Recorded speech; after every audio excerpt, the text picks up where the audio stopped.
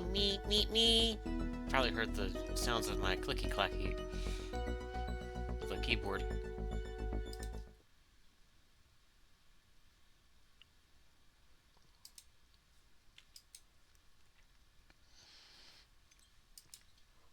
Oh goodness.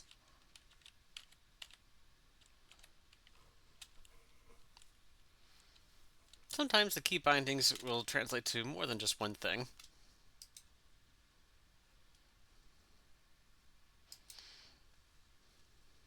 So I'm gonna just turn on some music here.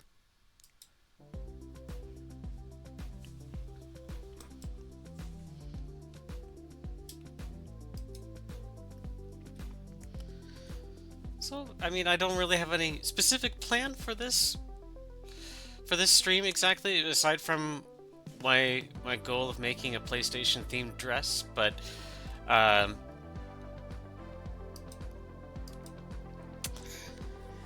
so yeah, I mean, it's a good chance to actually be more relaxed, and I can do an ask me anything bit, or I can just really just chat with you guys. So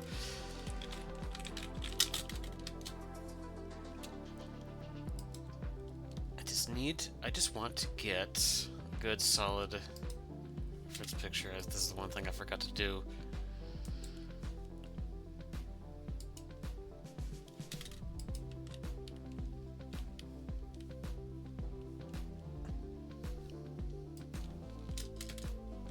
There we go.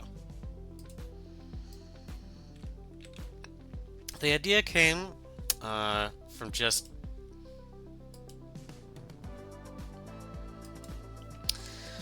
I went to work one day with a PlayStation shirt on, and it had just had the PlayStation logo on it, and I was like, what if I made, what if I made a dress that was PlayStation themed? And there were some suggestions as to what it could look like. Some people were thinking that I could try and give it like a more polygonal look if I were, since that was the graphics at the time, and I get that. But I think the PlayStation was a rather boxy thing, wasn't it? Yeah, as you can see. Um, I have one in my living room, and uh, it was it's a replacement for an old one. That one lasted for about maybe over a decade. So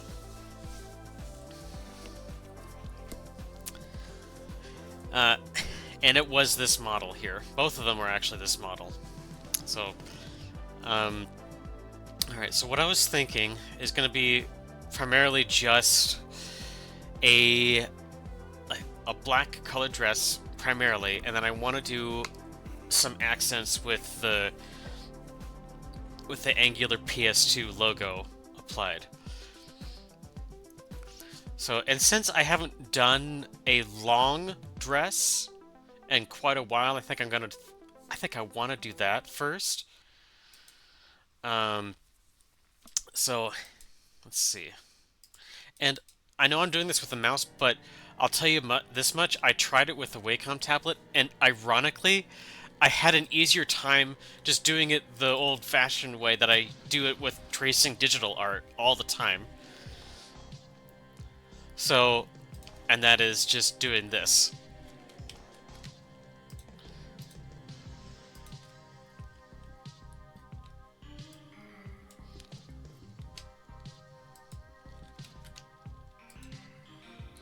And if you're wondering where all of this music is coming from, um, there's a nice website for royalty-free music, and I just search um, just synthwave upbeat in general.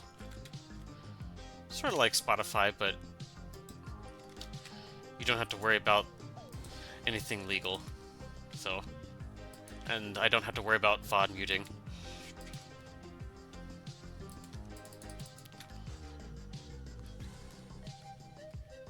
I think if I made think if I made the skirt kind of pleated, I think that would not like. I think that would in essence resemble the ridges here on the front. So.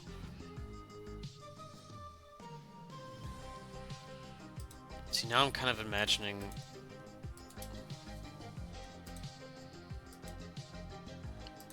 like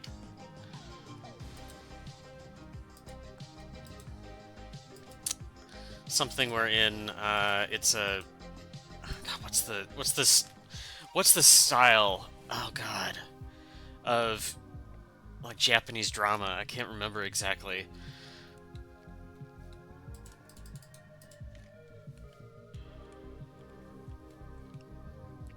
It's meant to be like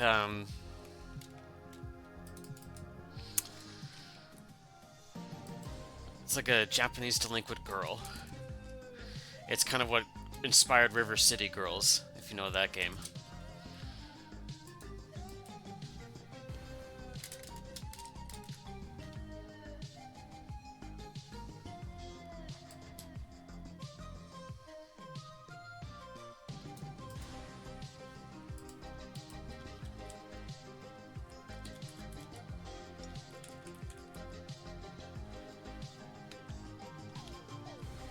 That works pretty well.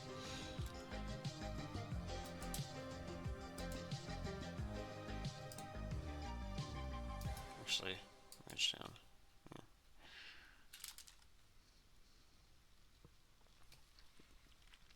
Okay, how do I want to do this top though?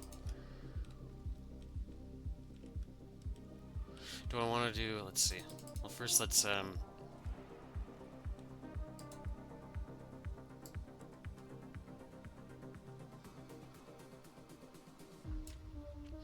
I'm not going to delete this. I'm going to like fade it out just a little bit.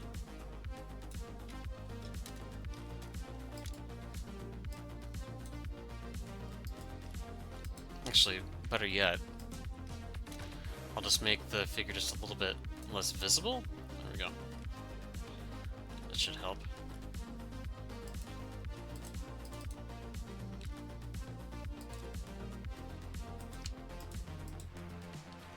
I have a pretty basic knowledge of drawing and chat and drawing and sketching.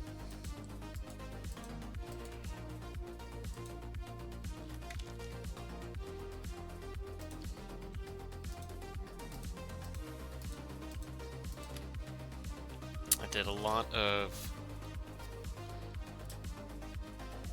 I did a lot of drawing during my DeviantArt days. They're not. I'm no longer on DeviantArt. Let's see here. How do I want to do the top? How do I want to do the top?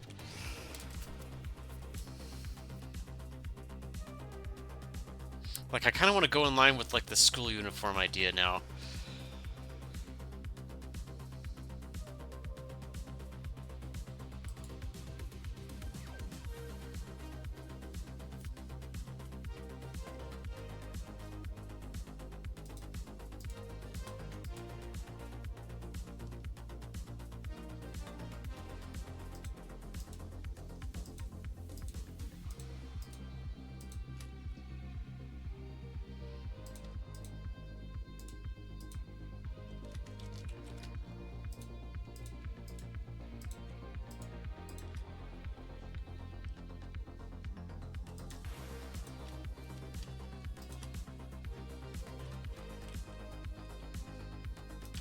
See how that looks.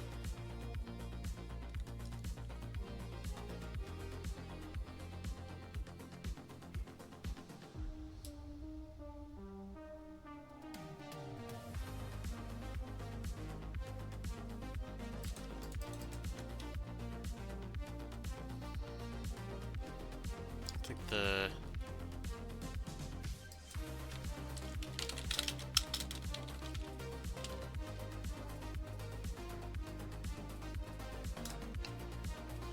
looking up another reference image here.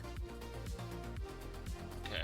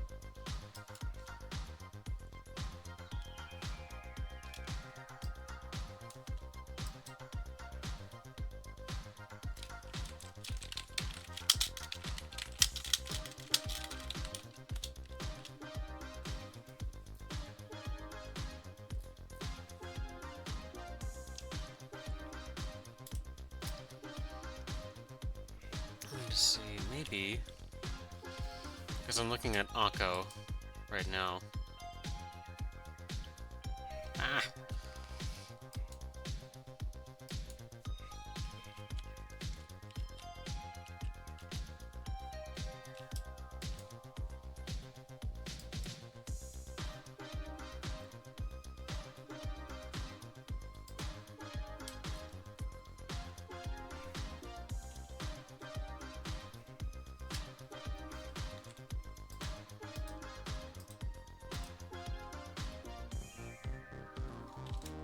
Oops.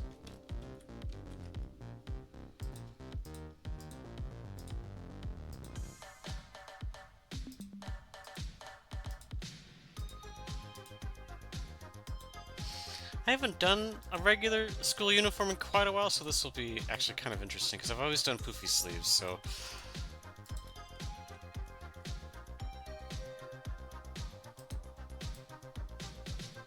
Okay.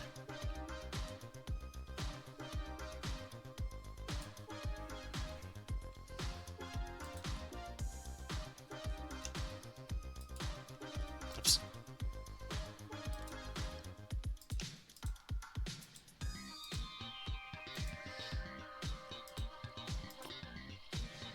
I made sort of a general figure, very androgynous to begin with.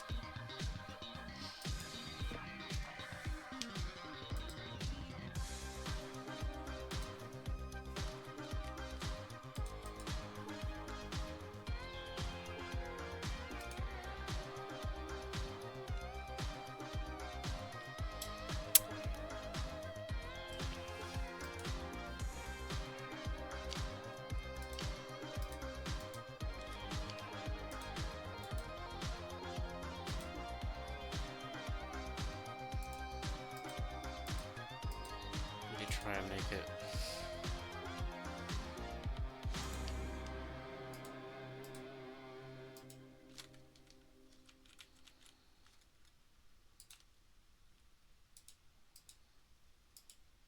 See how this looks.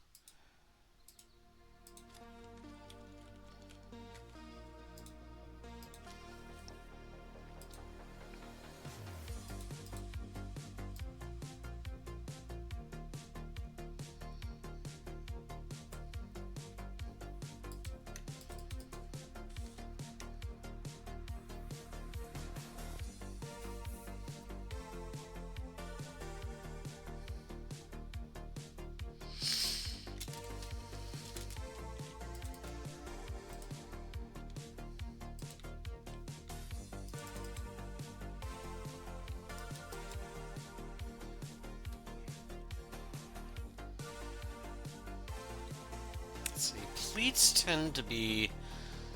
Gosh.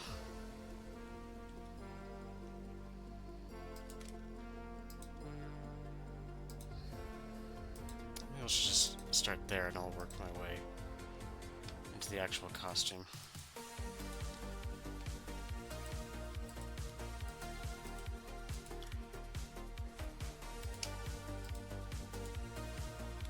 On streams like this, I kind of want to take it easy a bit.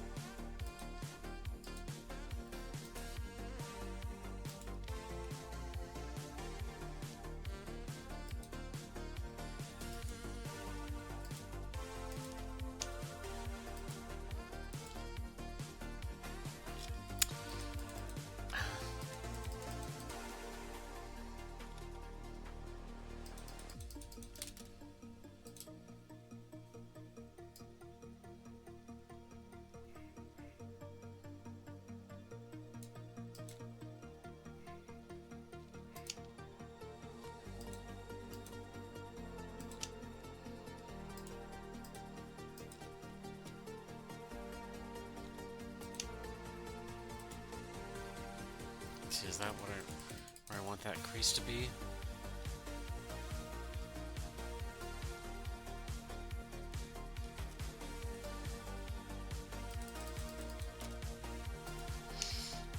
I don't think I intend to go do a full-on shading of this costume. So.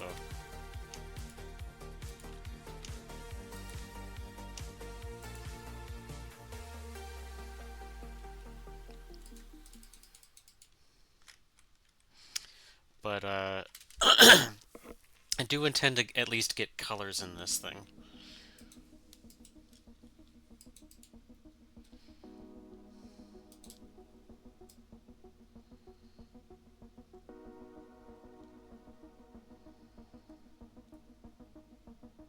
Oh, oops.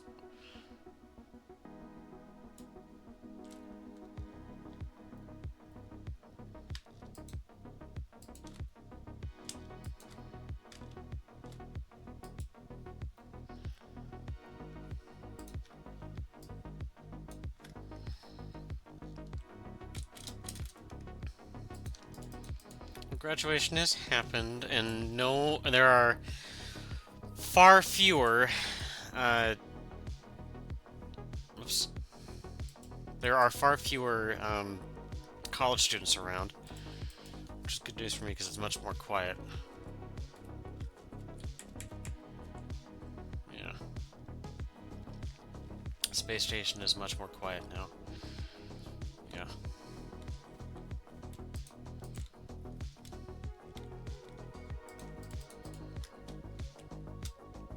Actually, I kind of like this.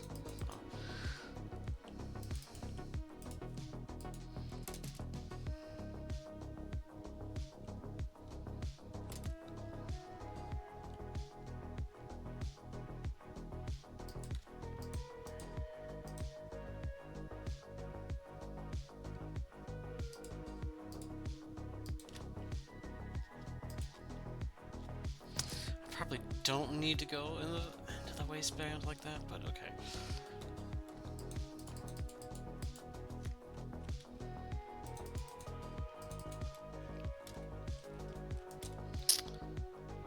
Okay. So the cheap way to simulate pleats in something like this is to remember that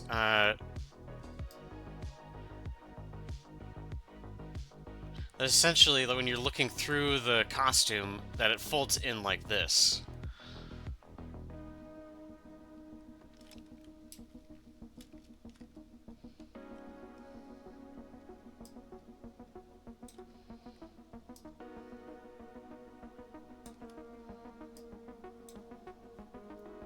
So that would be the idea.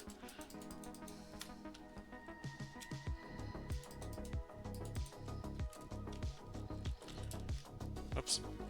Went too far that time.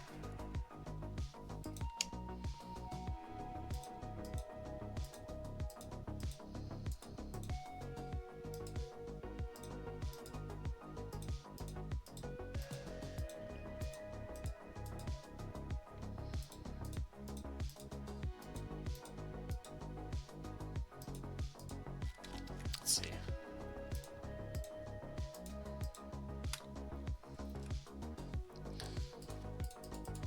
And for the more front-facing pleats, let's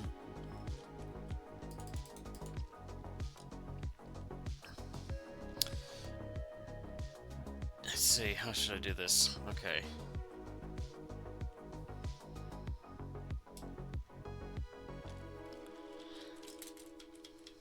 How should I do this? I think.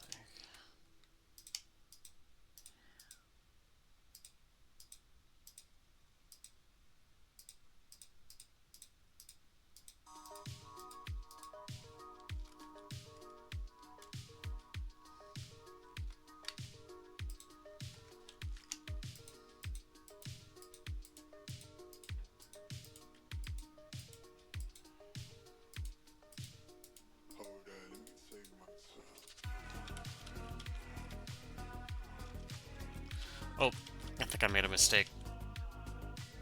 Let's see. because that's the...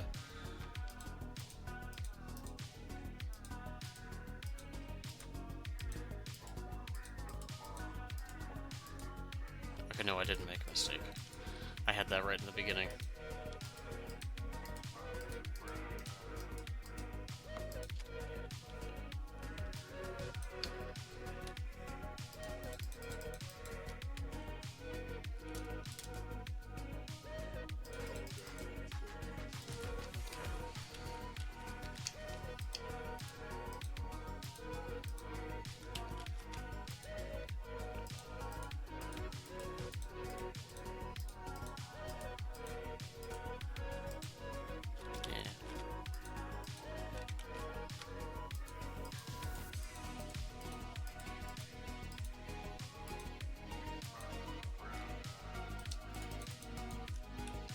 So let's see if that works.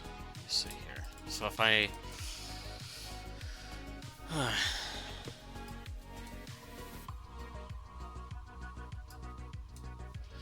is right, okay.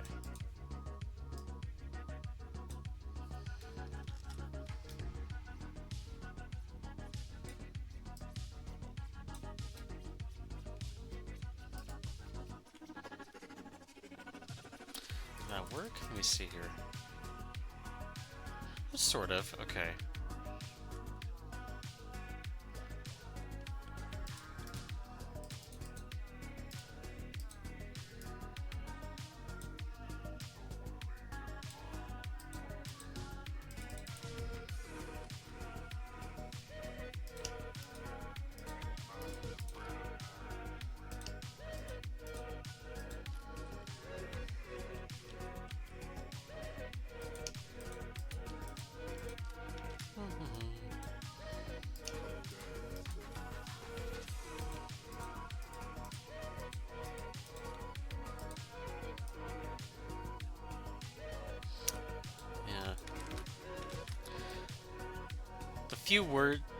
The few words for or how should I put this?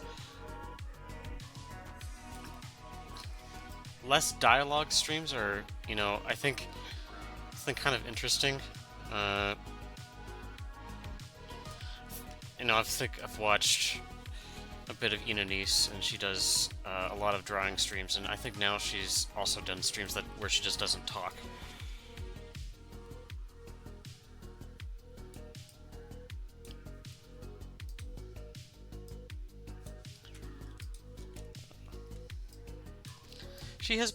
She and Callie have been kind of my examples for like how to be a presence online, really. I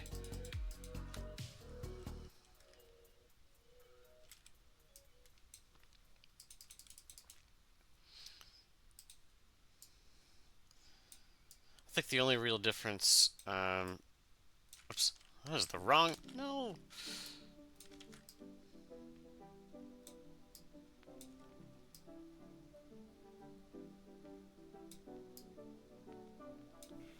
What music is this? Anyway. Huh, okay. Anyway, is that, well, they do have the gift of so many followers to begin with. Oh, there's me, I'm just kind of starting out, so I don't really expect there to be a whole lot.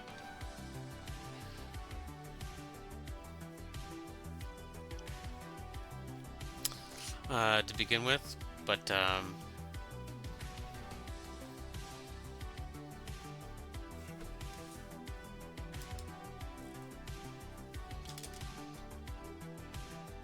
okay, so I think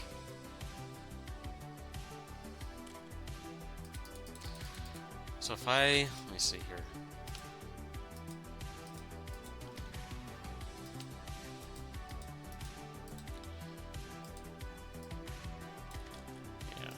As you can see, I have a very different way of drawing than most other people. I was thinking, yeah, I'm like, oh yeah, I'll definitely I'll get the Wacom tablet out and I'll do everything, accordingly. But I was normally I had gotten so used to doing stuff with the mouse and keyboard that it's just almost second nature for me right now.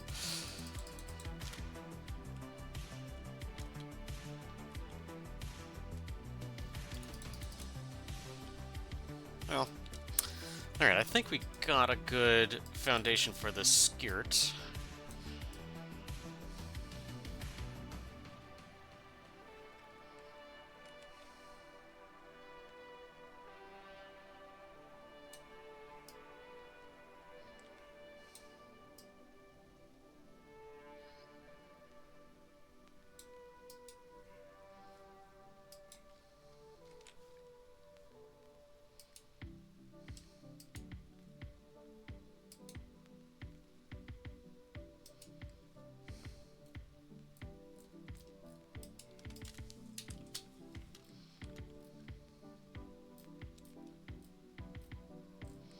Let's see, hold on, I'm just gonna...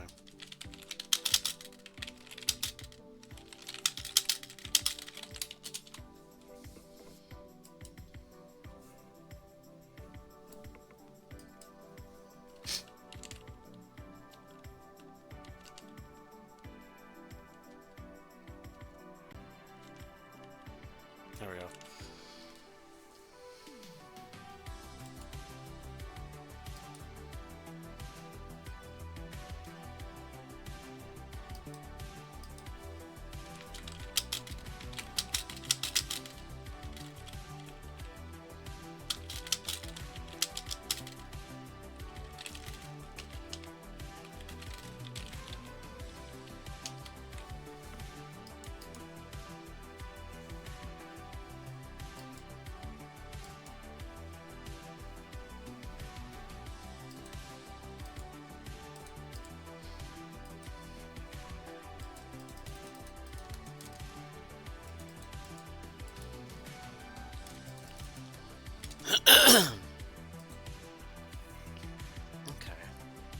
Kind of yeah, how how the pleats look at the very least. Let's see.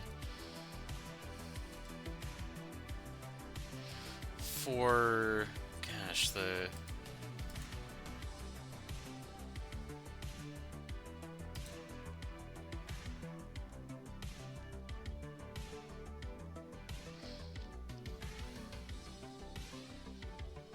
I'm almost tempted to give it some flair by giving it poofy sleeves, but yeah, because I always do. I always give my dresses diamond-shaped poofy sleeves. So I don't know.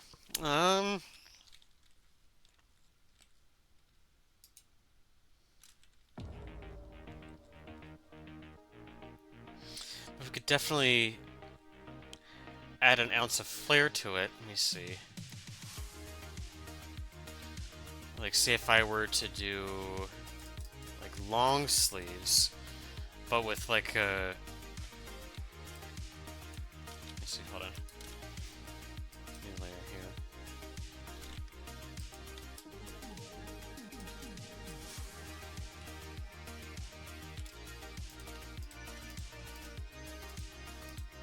This is sort of just me experimenting here. Ah.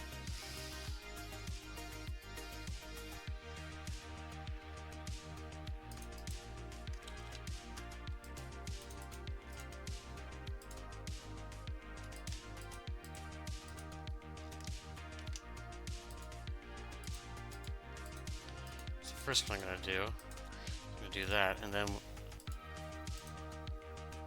have it tapered at the elbows.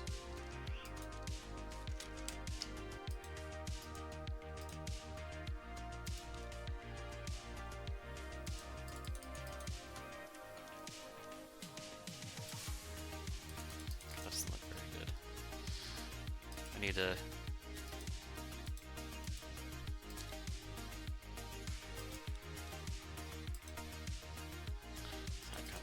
Here.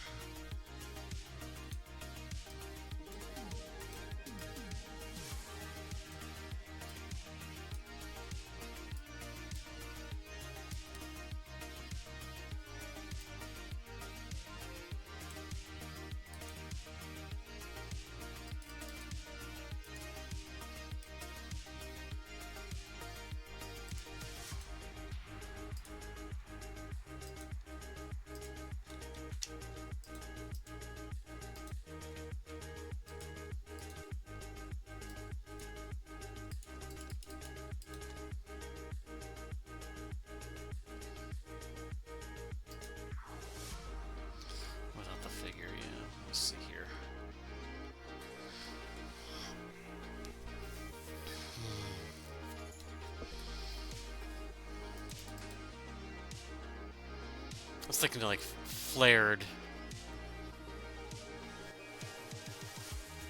cuffs and seeing how that would probably work. I just don't know if it's, but I just don't know if it's clicking or not.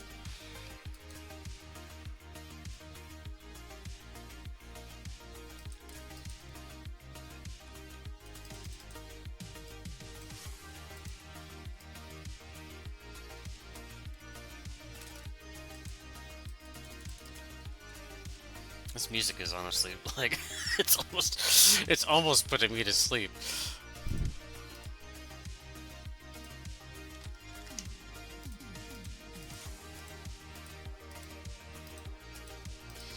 Actually, you know what? Maybe if I did it kind of like a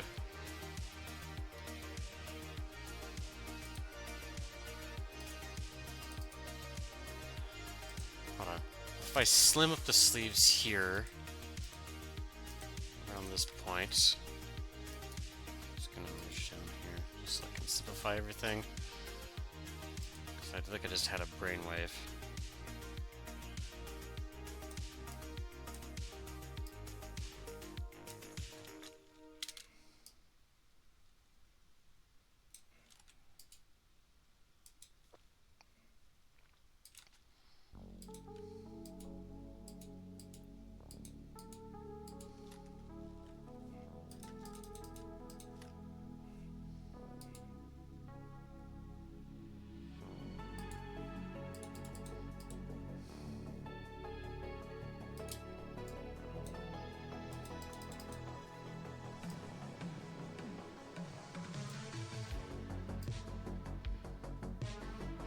The reason why I also tend to gravitate towards puffy sleeves is that it masks a very masculine frame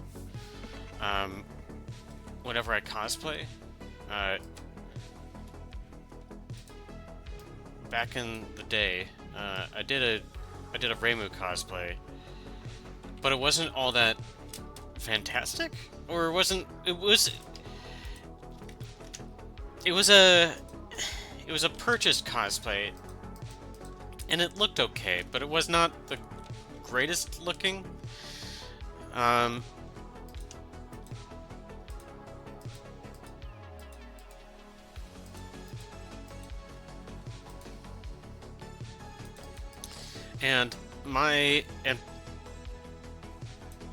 I think part of it is that like I just don't look that great in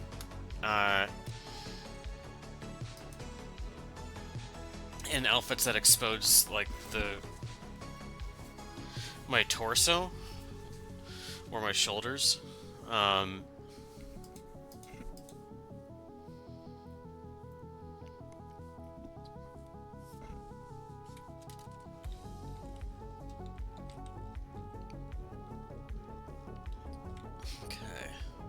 I kind of like the look of that. I just need to figure out how I'm gonna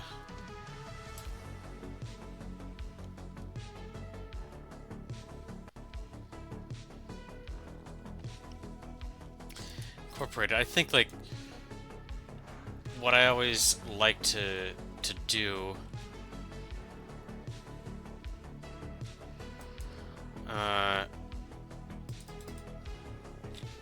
is I want to put in some of the colors into the crease lines.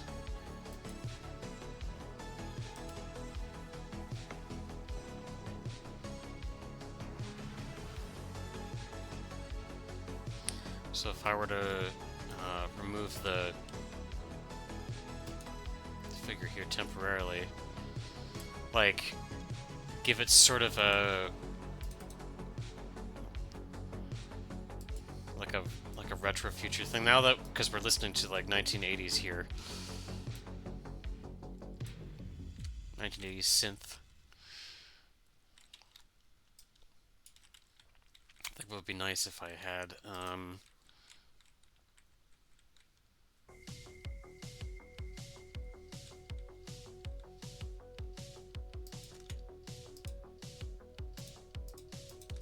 maybe not that. Hold on here.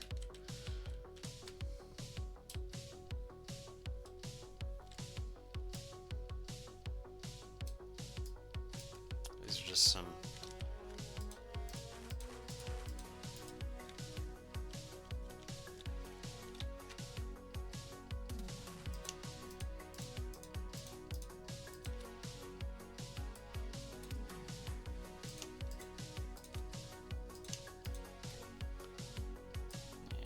just some crease marks.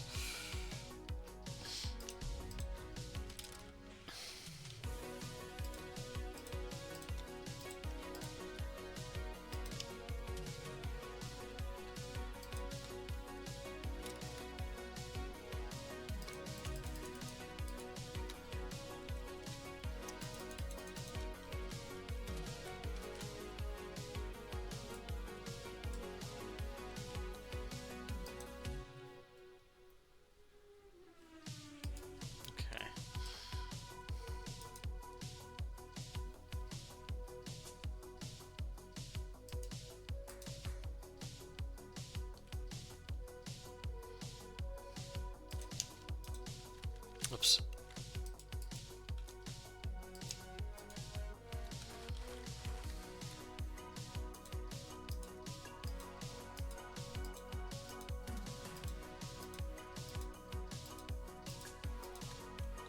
I kind of like that.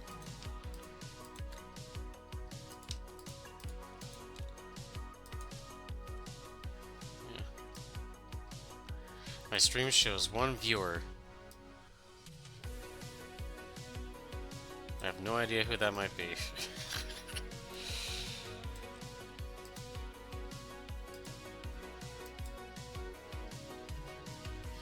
Could be anyone from my international friends to my cosplay friends or my Lawrence friends, so...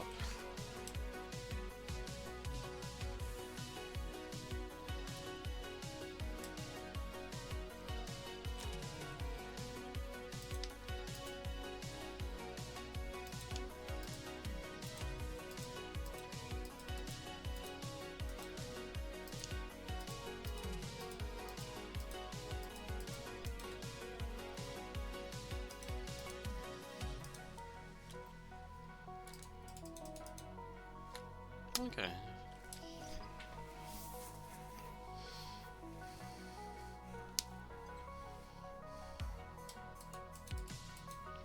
Oh, hold on. I think my tea's done steeping. Just gonna put my ice in there.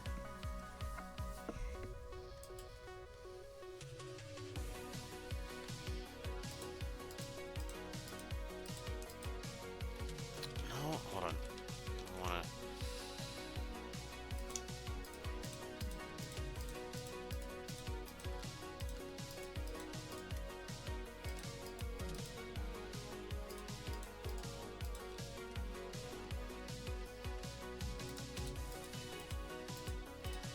Just kind of like... emphasize that that's a stitch mark.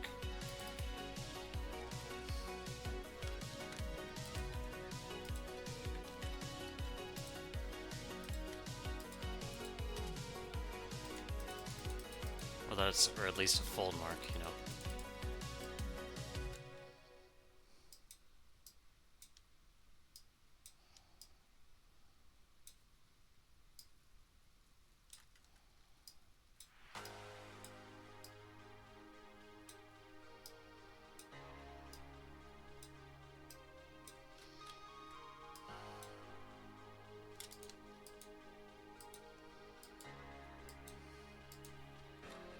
Hopefully once I drink my Trisham tea, I'll probably wake up a bit more and talk more.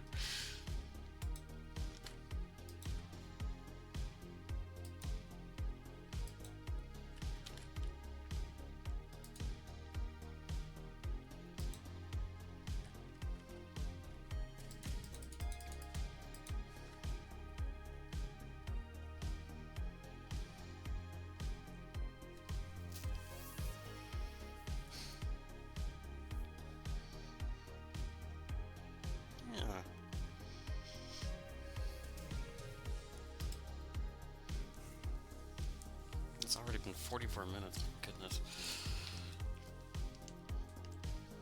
I think if I get through this thing, I might switch it over to a game, but We'll see. Yeah. I have this entire weekend free, so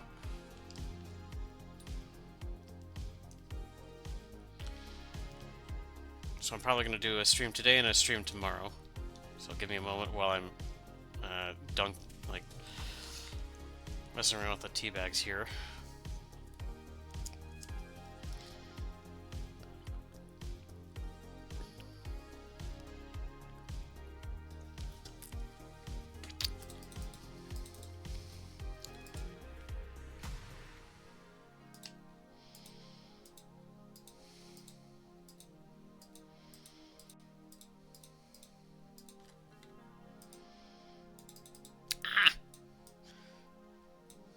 Anyway, that's the bitterness of black tea that I was missing.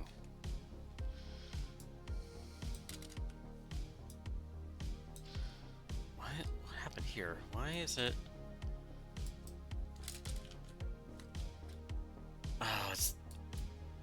Oh, here we go.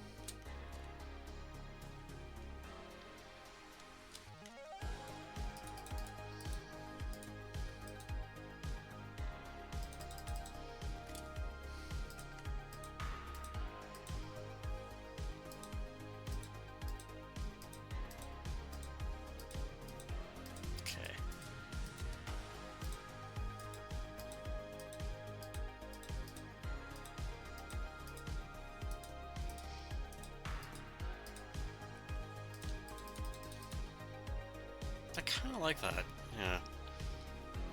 Giving it like a little bit of like an electrical line to it, or looking like circuitry a bit.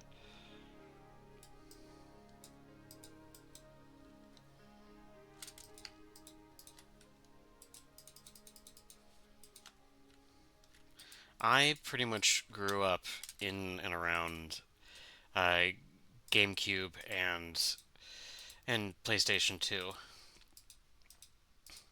I had a wonderful friend back in Kansas who exposed me to all sorts of retro consoles that existed before PlayStation 2 and GameCube. And I was there. What am I working on? What am I working on? I'm just... So... This is a mental challenge, or a thought experiment of mine, where I'm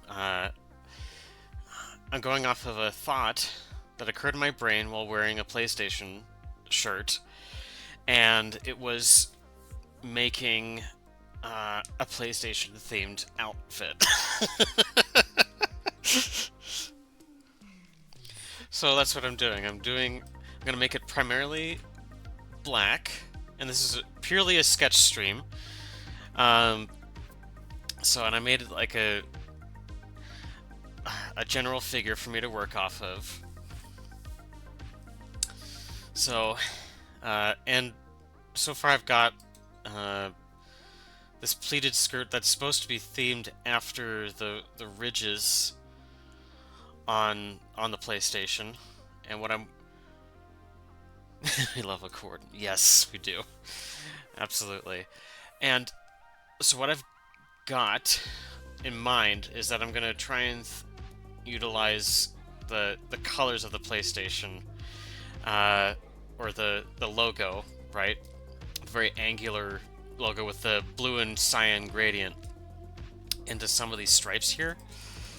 So I've gone and made myself some stripes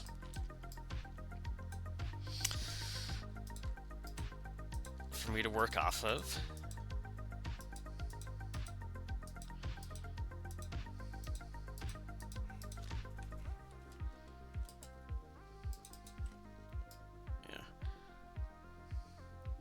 So as I was saying just before, uh, that I pretty much grew up in and around PlayStation and GameCube.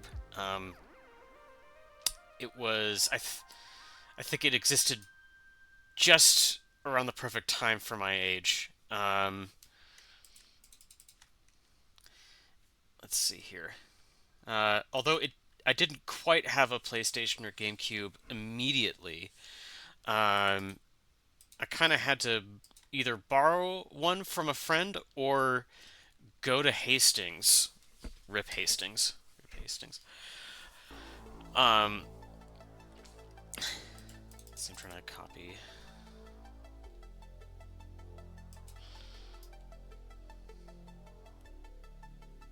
And I think I would eventually buy one for I think $60. I would buy a GameCube for about $60, and I still have that GameCube, by the way.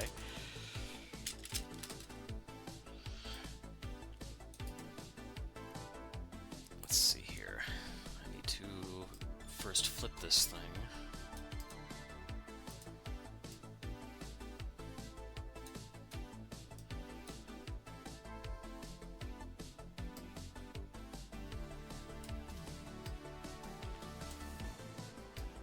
Oops. Ah! I forget that's what it does. Let's see. Okay, so obviously I'm going to make that a new layer so that I can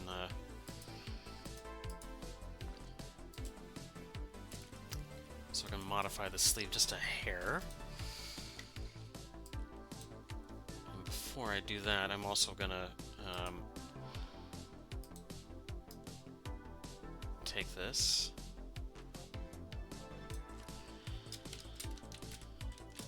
Oops, no, that's not what I wanted you to do. Let's see here.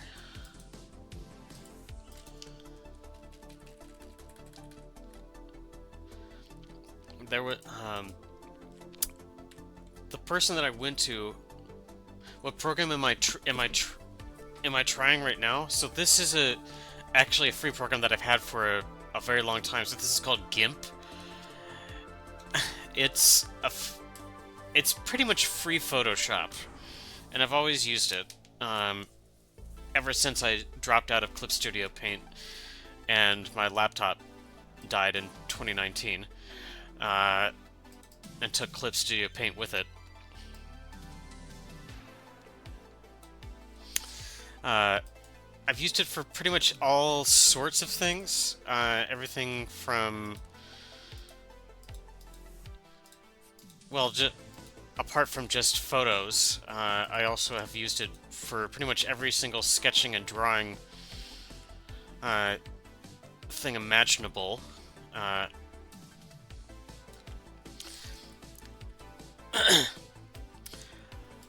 brought this up. I think I brought this up before you showed up,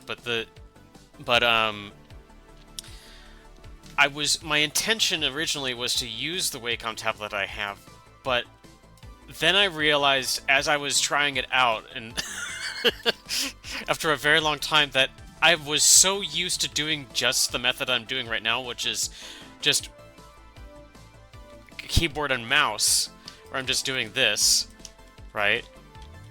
That I just dropped out of using the Wacom tablet and just did this instead. So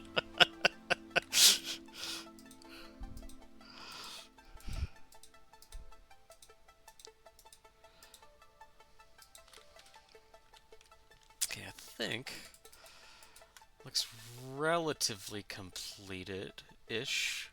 I just need to erase this thing so that my mind is not disoriented here.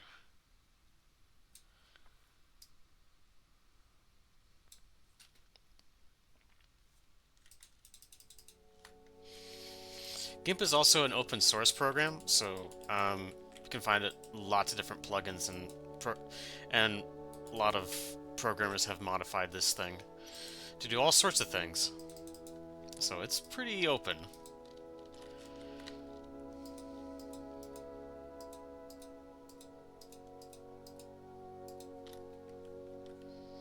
Oh, am I on... Oh, shoot. Oh, well. Doesn't matter. I realized that I wasn't on the... I wasn't on the right layer, but oh well. That I wanted to be on.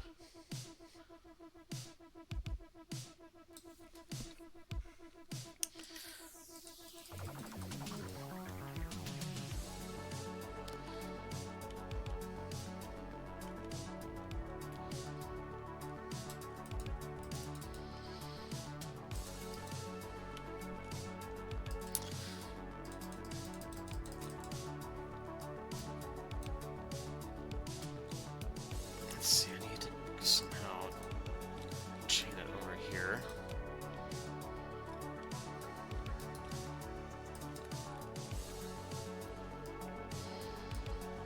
Let's see, the GameCube that I had gotten, was fresh from Target. It's a silver one, and it, and I got, I think, I got Metroid Prime 1, with a demo copy of Metroid Prime 2 with it, and I still have that copy of that. And then eventually, that GameCube would soon acquire many other titles because there was just so many good ones. I got the staples of it, which were Smash Brothers Melee, and unfortunately, the entire original memory card that contained all of the unlocks died, I think, in the middle of graduate school. And eventually I had to just buy a third-party memory card. And it was weird because, like, I think I had booted it up one day just to play Metroid Prime 2, just out of the sheer heck of it. And then it was just like, oh, the memory card's corrupted. We can't load a thing. And then it was like, okay, well, let's try deleting the entire memory card. It won't do that. It was too corrupt. It was so corrupt to the point that I couldn't even factory reset the memory card. So that was pretty sad. But let's see what else was on there. We also had the original Animal Crossing. My mom played the bejesus out of that. And so did my sister and I.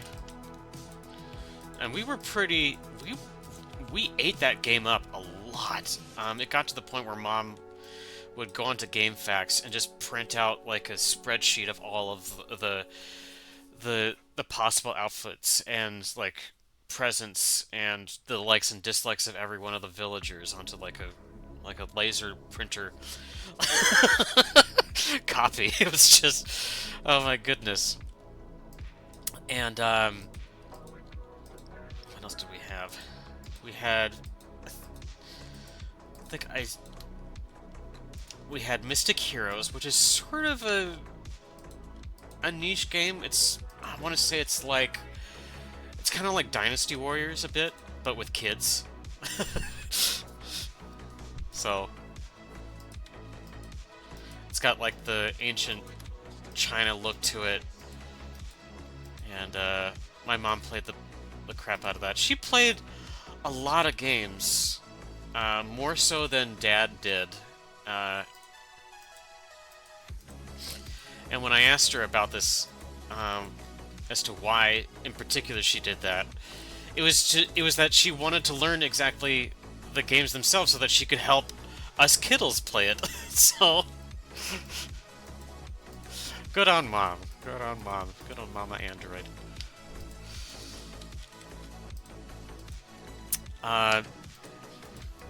So the PlayStation 2 would not be acquired for quite some time, and I think I bought that one used. I want to say at either the then called Game Guys or Game Nut. And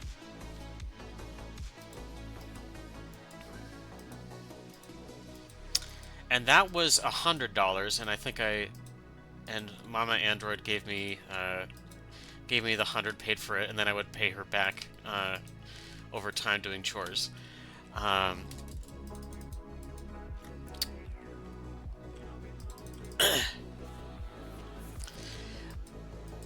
but I think we already had a few games uh, in mind that when we got it.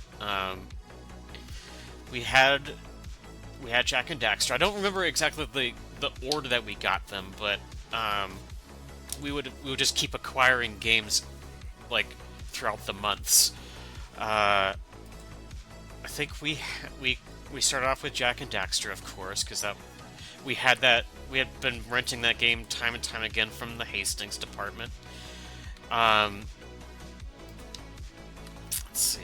I kind of want to make like a PlayStation symbol for a button. Let's see.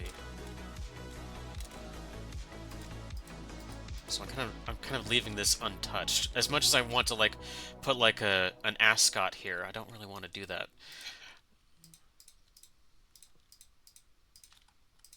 The PlayStation, let's see. So what did we have? We would eventually get Sly Cooper, and we would also get Final Fantasy X, and then I think I bought, because my mom played that so much, I bought her 12, and then she ate and managed to get 150 hours total time on that, and completed all of the hunts. Um, so, and once again, like I think that was like the one style of game that she could actually play.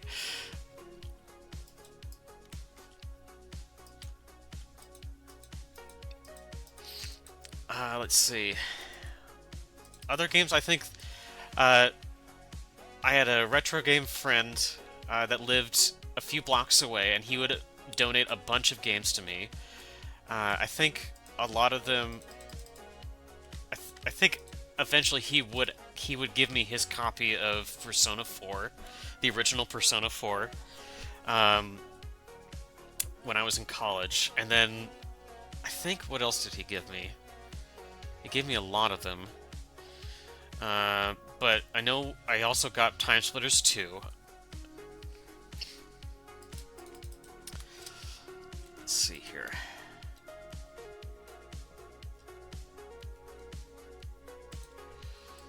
See, I don't know if I want to do button up or if I want to. Let's see. Okay.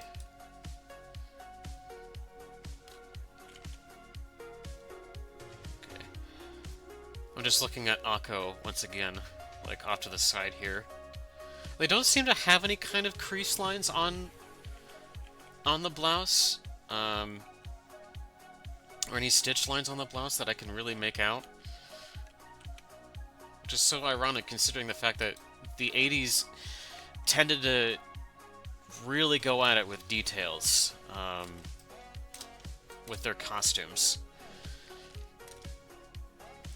So, well, let's see. I can certainly just make up stuff for that. Let's see. I tend to always bring a science fiction flair to my outfits, so let's see.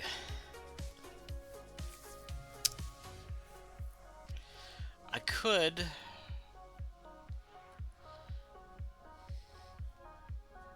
make this. It's not a button-up shirt.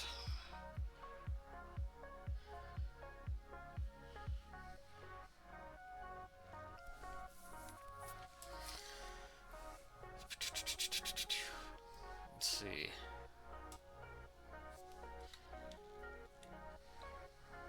Maybe. Thoughts are processing through my head right now. I'll just start drawing lines and see what sticks and what doesn't.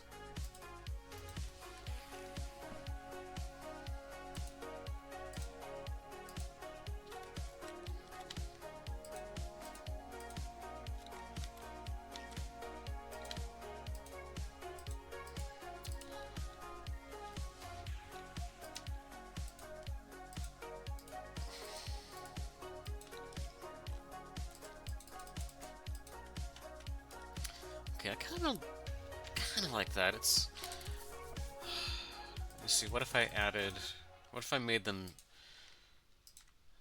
stripes again? Let me see what that effect does to the eyes.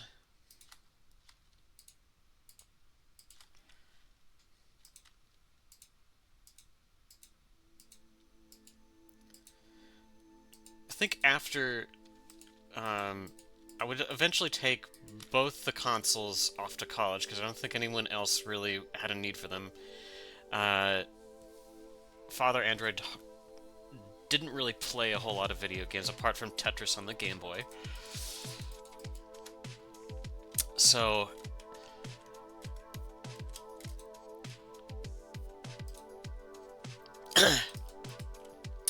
sister would not. I think she would eventually acquire, I think maybe a PlayStation 3 of her own, and then get games that way. And I fell off of the console scene for quite a while, and gravitated more towards PC games when I entered college.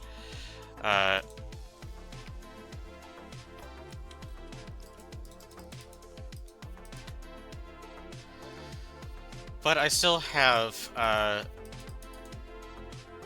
still go to those things, you know, time and again because they are, they're part of my nostalgia, and I'd like to hold on to vintage relics as long as possible. And it's weird because this is the first. Keep this in mind. You know, this is the first time in human history that a PlayStation 2 will be considered a vintage console. Okay. And we're the first and only generation to really experience that kind of thing. In fact, a lot of things for the people that grew up in the 90s will be witnessing products and services that were once, you know, hip, you know, now becoming, you know, vintage or old school.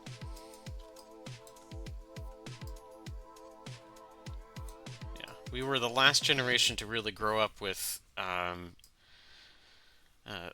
any kind of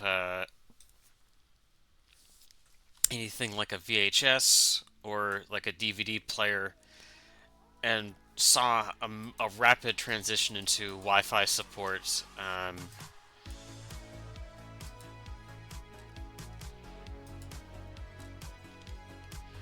see. We were the generation that saw the inclusion of iPods. All sorts of stuff. Yeah. The Wi-Fi interconnectability. I think we were the people to experience that firsthand.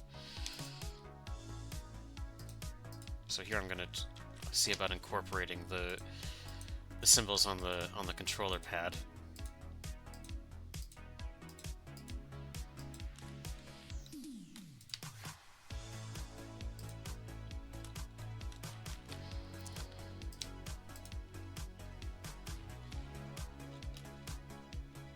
Yeah.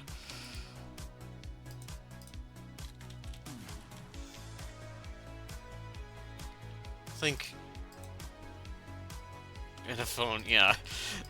Sony marketed they were then and still like a big tech giant. They advertised, even to this day, they advertise their consoles to be very multimedia, you know, an actual home entertainment system. Because PlayStation, at least PlayStation 1, the original one could support could be a CD player. And then when 2 came out, you could not only play CDs but also DVDs because they had changed their format to the more data dense DVDs. Um,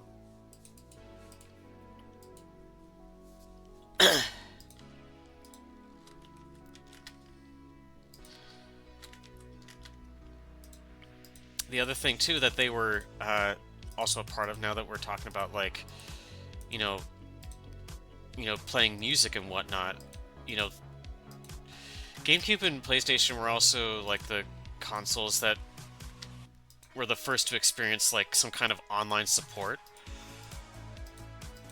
Like if you were lucky enough to actually have that connected to your Ethernet cable.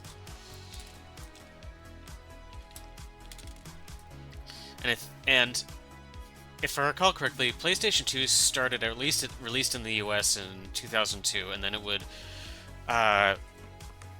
what's it called? It would have online support for a decade. So just as I was entering graduate school, that service ended. Which was just wild to me when I found out about that. So that was the system that had supported online games such as Phantasy Star Online as well as Final Fantasy XI. So that was Square Enix's first debut doing an online game, I think.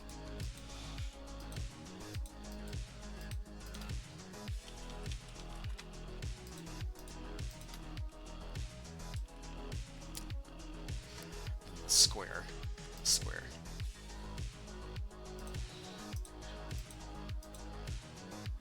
I never went into too much. I think I never really figured out how to connect the PlayStation to the internet. I think if I tried it now, I don't know if it would even register. Yeah, like I said, like the online support is now gone, so there's no way to do it. Now Sony's moved on to their more recent consoles.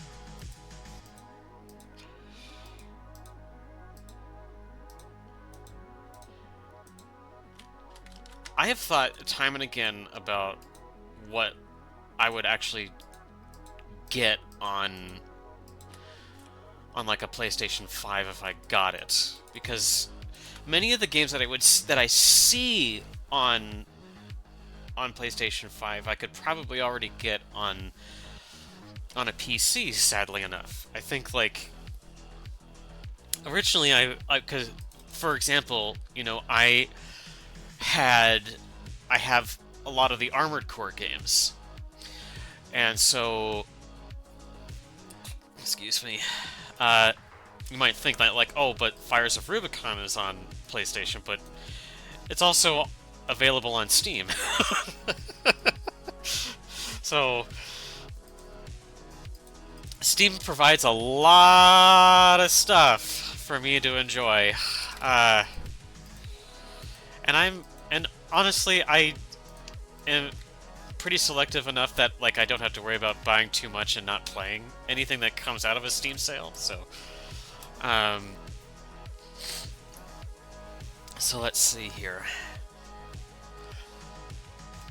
God, now for the tricky part. I'm gonna see about, let's see, I'm just gonna call this one logo. Let's see here. I'll do the logo here. Okay. It's like what's it called? Isometric angle, I think? Yeah.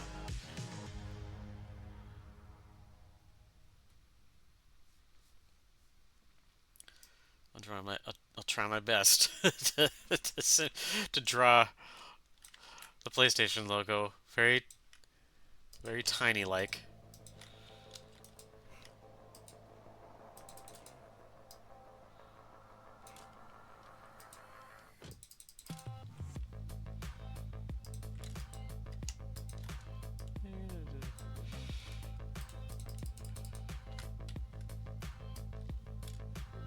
Of course, I could probably... Hold on. You know what, I'm gonna slightly cheat here, and I'm just going to use it as like a reference that I'm just going to trace, so that I'm not going to... There we go.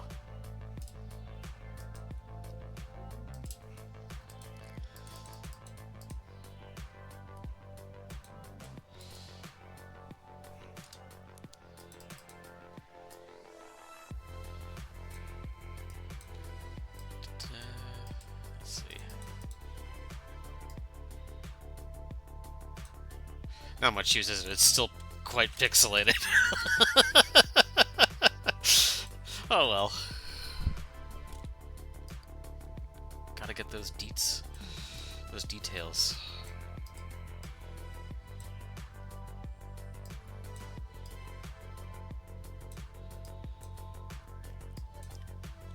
Gosh. If you really want a dose of nostalgia, oh, did I draw it on the thing? Oh well. If you really want a dose of nostalgia, let's see.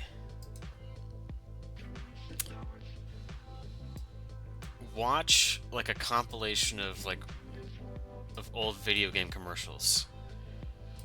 Nothing gets my nostalgia going more than that. I think I watch, like, on occasion I'll watch stuff from Vinesauce, and he's done a bunch of like very old retro video game commercials, and he'll talk and chat about them, and they're just so nuts. But you can also see like the trends, the change in the trends as the corporate entities try to nail down what appealed to the general audience in the 70s, in the 80s, in the 90s, in the 2000s, the 2010s. And oh my goodness. And all the different marketing ploys for, like, you know, how consoles became transitioned from a less like family-oriented advertisement to more of a console bashing.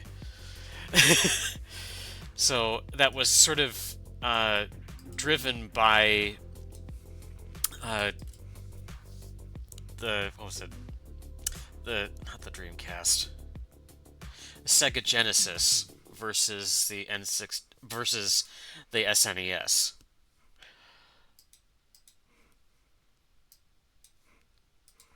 I don't think we have too much of that nowadays with console wars. Now that image has sort of transitioned onto the companies themselves. There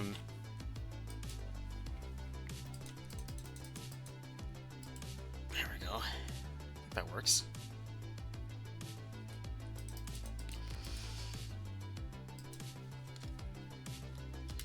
Now I can add a bow.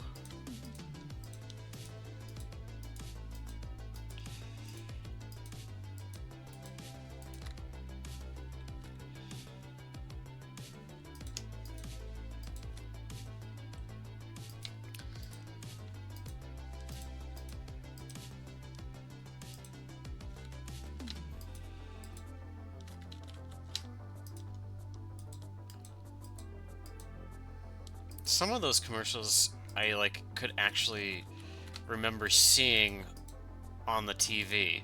There were a few. Some of them I didn't actually remember seeing before, but I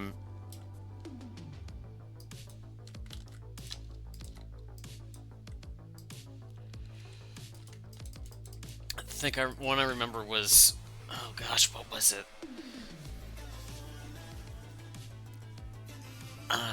Someone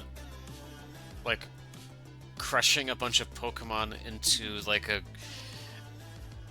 he gathers a bunch of Pokemon into a bus, and then he takes the bus into a crusher, and then out comes a Game Boy Color with with Pokemon installed on it.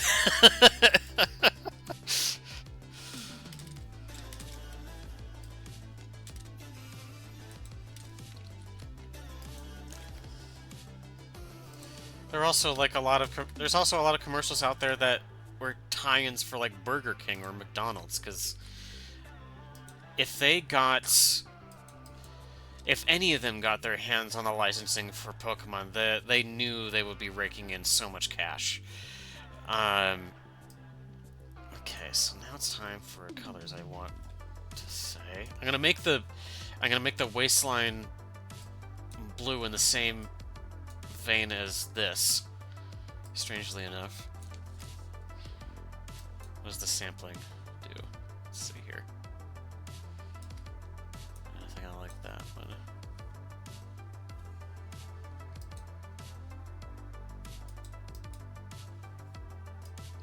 What is this pasted layer? Sorry, what is this? Oh, it's this thing.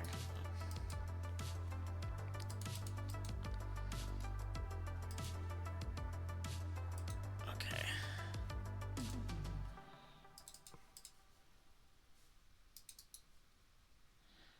New layer. Colors. Normally what I do...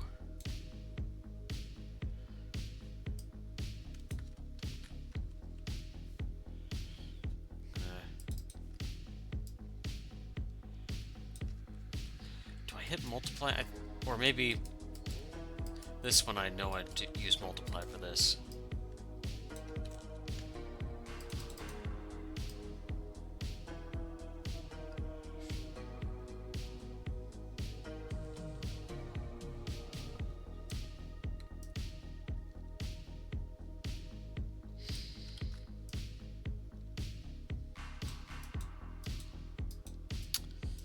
So what other video game memories can I think of right now?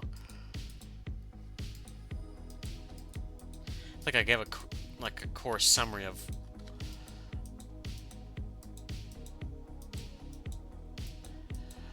what my childhood memories were.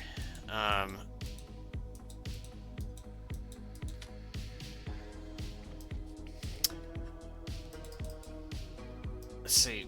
Computer games in particular, I think I could not really have access to a whole lot. My mom and dad were very centered around Macintosh. They were so heavily invested in Macintosh. Oops. And bless their hearts, I know their hearts were in the right place, you know, because they had used it for a lot of graphic design and typesetting, but it did not provide a whole lot of entertainment for my sister and I. And so we kind of had to make do with what we had for entertainment.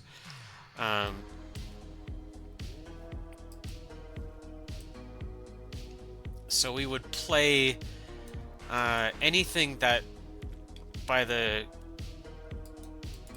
good grace of the PC gods, would bless us Macintosh users with. So game companies like Blizzard were like an early favorite because they made pretty much all of their hit titles for Macintosh as well. On top of any of the Myst games, because they were also available on Macintosh, which is why those are also childhood favorites. Let's see, force, size, spacing, hardness, okay.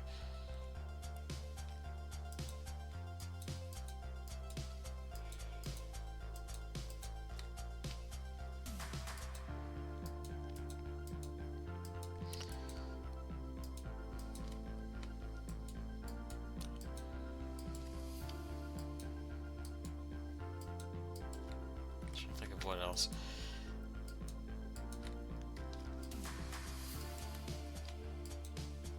There were also, I think at the time we were also quite restricted in terms of the number of hours. And that's actually something I don't regret because, you know, I play a lot of PC games nowadays, and, you know, I spend a lot of hours in front of the computer, and I have a computer of my own. But I think the kind of policy that they set was like, a notion of self-control. You know, X amount of hours of TV and or computer before bedtime or before dinner or whatever, or you got to complete homework before you get on the computer. And I tended to develop a bit of a I'm trying to think of the right word for it, but I tended to be pretty neurotic about, you know, obeying the rules. I'm not sure why that came out, but uh, it kind of shaped me into this person that, um, you know, if something happens at 6 o'clock, then it's gonna happen at 6 o'clock. I kind of follow deadlines to the letter. But anyway, I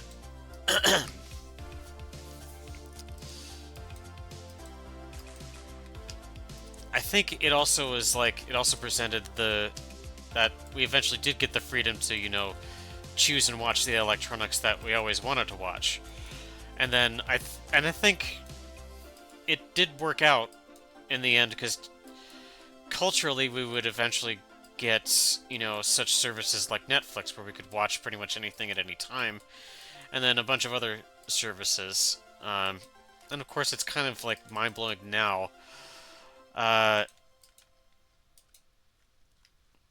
as to what you can watch nowadays. Oops, did not mean to do that twice. Ah, computer, stop doing that. Please. Please stop doing that. Thank you. But, anyway.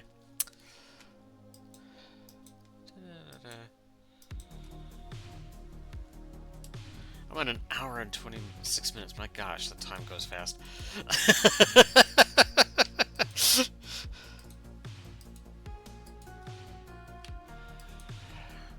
Let's see. What else has been going on?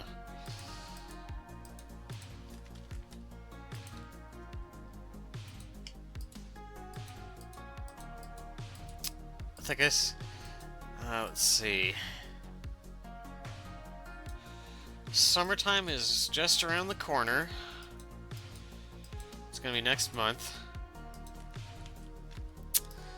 And I'm looking forward to it.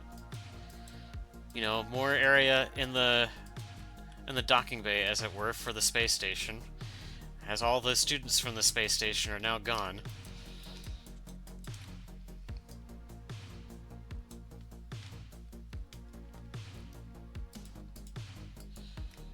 Or at least most of them.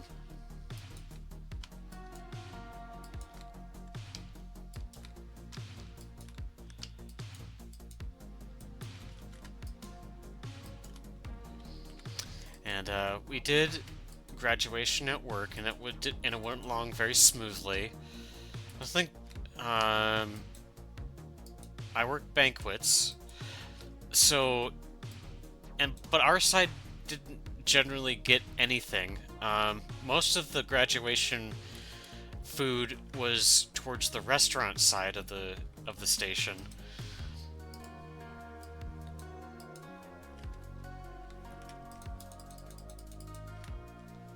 Let's see.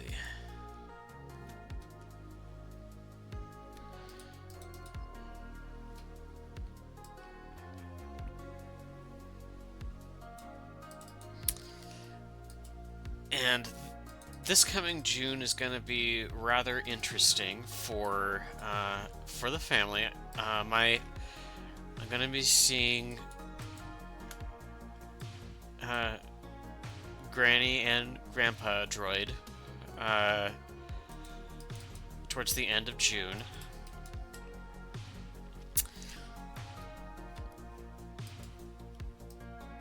And they are old models. They are old. They're in their 90s. Been a long time since they were first turned on. And they've been having memory problems too. So, we're gonna see them in Colorado. I'm gonna travel up to Mama Android's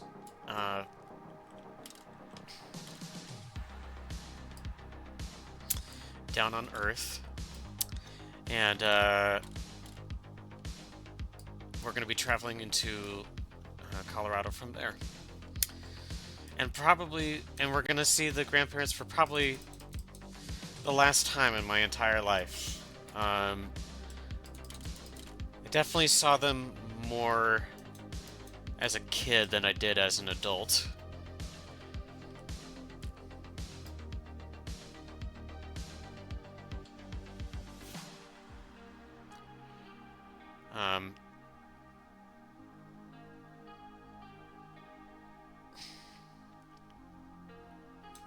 But they were a very generous pair of grandparents.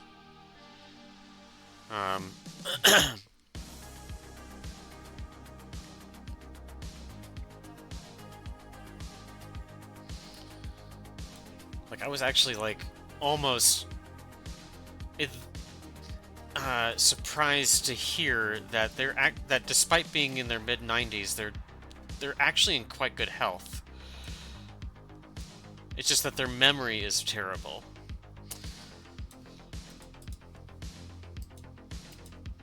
So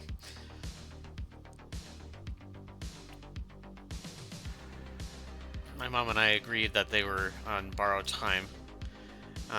But I wish them all the best in their late years, really. That's about the most you could probably do at this point. You know, if...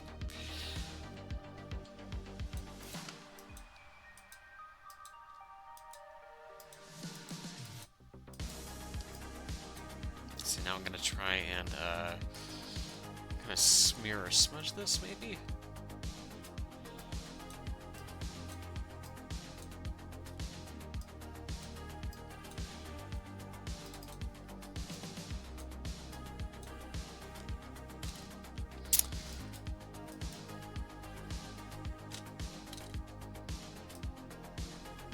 But, you know, as I've grown older and I've met new friends, the grandparents were part of the family of friends as a kid. And while they'll be going, I'll still be with my friends here. The cosplay friends and the international friends and my Lawrence friends. So, yeah. That's what happens. It's the cycle.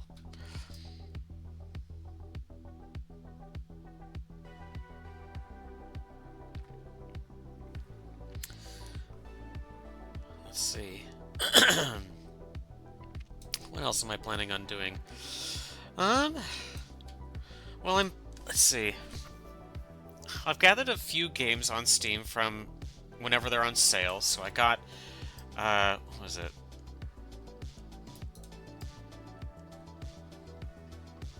Let's see. It's just a quick look-see here. What did I get? Let's see, I got XCOM while I was on sale. I got Slay the Princess while I was on sale. I got, what else did I get? And of course I got, Goody Two Shoes while I was on sale. And then I got Outer Wilds. That one's actually been, highly requested by another friend of mine in Idaho.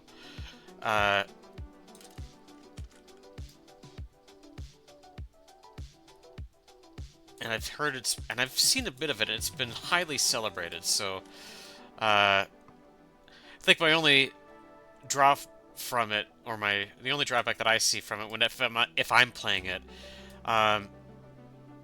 is that it might, be a little disorienting. Outer Wilds, if you don't know, it takes place it's in a solar system that is seconds, or, not seconds, minutes away from stellar death, and you're in this little rocket ship or spaceship that travels across very tiny worlds. It's a very very weird experience.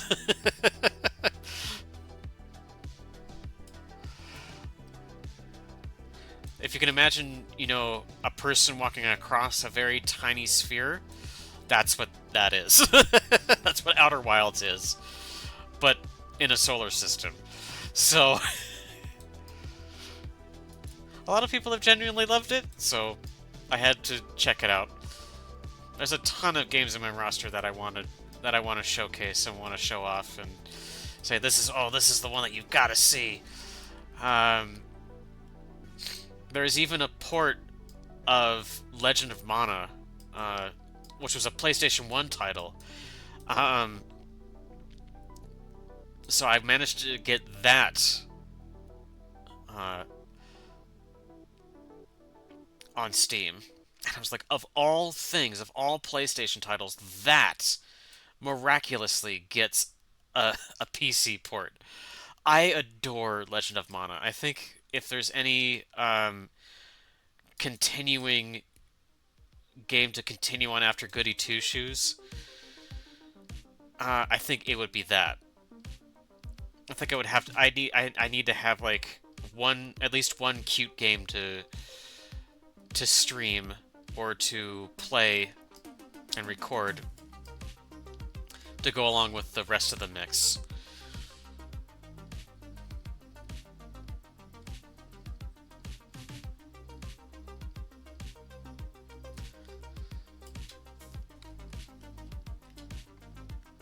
Let's see, how's that looking so far? Pretty intriguing. I know my colors are kind of weird right now, or at least this is a sketch, of course, but it's at least keeping my mind and my hands busy, you know? That's at the very least. I'm gonna see if I can't look up PlayStation 2 controller so I can actually look up the colors for each of the buttons here.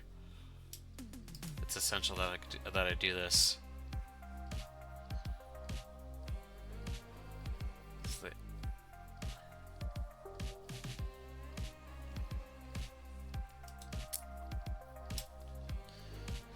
I think any arrangement of the controller markings would have worked. I didn't exactly remember their precise positions on the controller. I just know what buttons to press based on muscle memory. So, despite the fact that I know to press the bottom button to jump, I don't really think about that as the X button, ironically. Okay, so the X one was... Oops. Come on. Oops. Okay, it's just that the lighting of the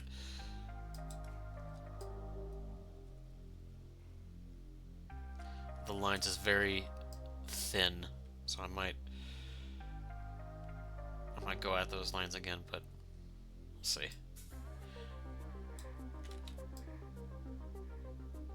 I can imagine this kind of being embroidered on, I suppose.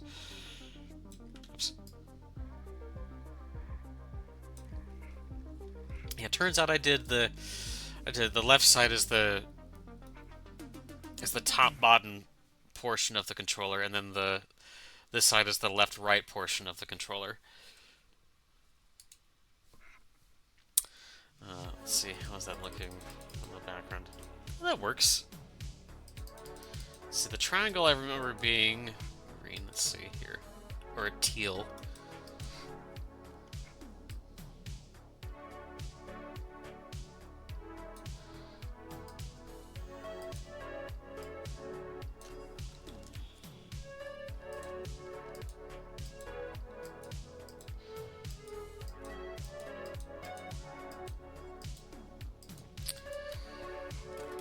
Alright, that looks good. Okay.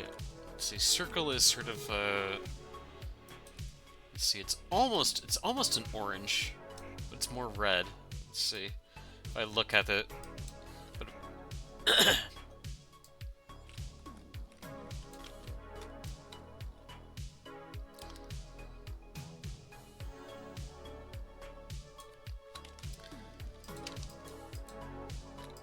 one drawing channel that I absolutely support is spilled ink.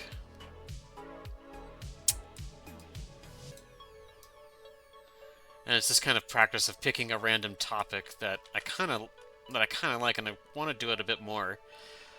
Because they do all sorts of stuff where they just pick a topic like, oh, let's draw dinosaurs, and they draw dinosaurs, and or like, let's make sugar candy treats, and they make sugar candy treats.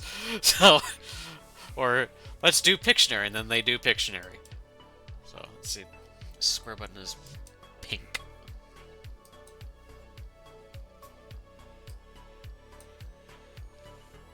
Pink-ish? I think that works.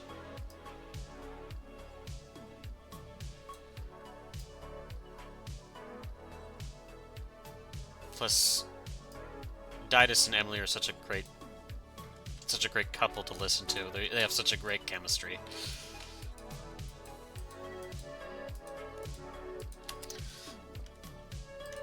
Okay. Whoops! Ah!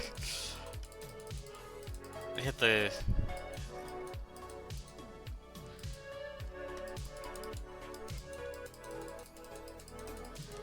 Sometimes that happens. It's something that even happens with me whenever I'm on Wacom, is that like when I'm zooming out multiple times and then all of a sudden my mouse inexplicably just starts to drag, and then like I'll just zoom in a bunch or zoom out a bunch. So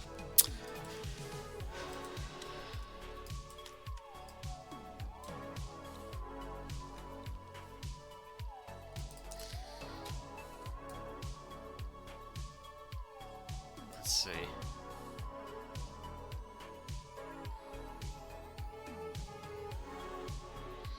One thing I do want to eventually get used to is I do have a licensed copy of Sony Vegas, which is an editing software. I haven't used it too much. But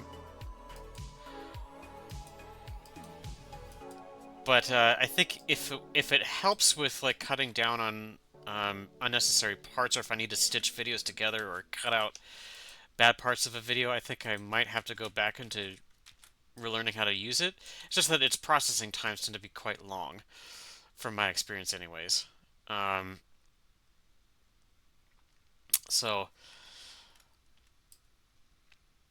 I think that was just the case with like I don't with like Shantae.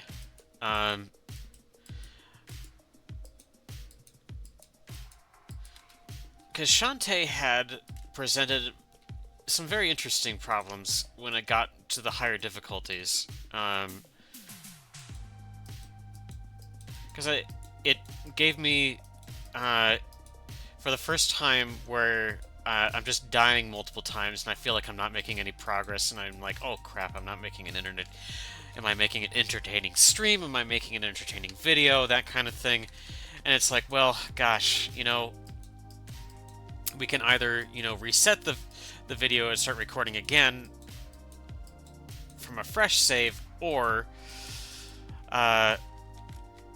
we can just try and learn how to edit it out. And typically I gravitate towards like the easier option, which is to just reload from an earlier save and record again. I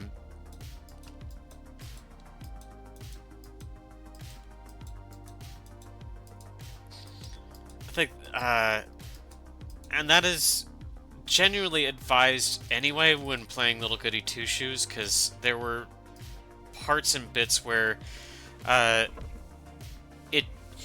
think you're trying to escape from flesh-eating moths during the witching hour, and then and then oh my gosh, they come at you fast. So it requires a lot of patience and a lot of practice, and eventually I did end up with a video or a let's play that starts off pretty decently.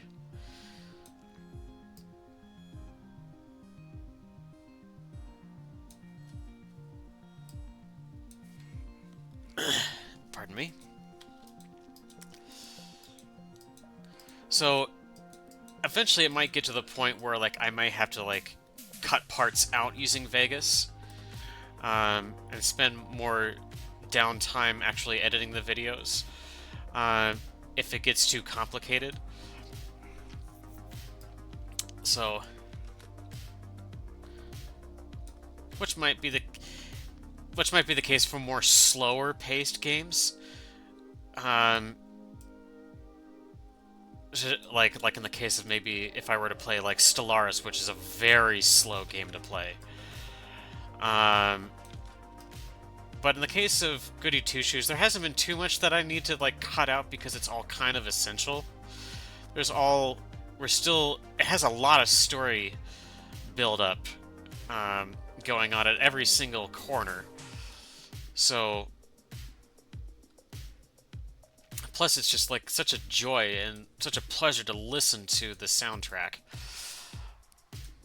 How's that looking? It actually doesn't look that half bad, honestly, the colors thus far. I kind of like how they turn out. I like their appearance.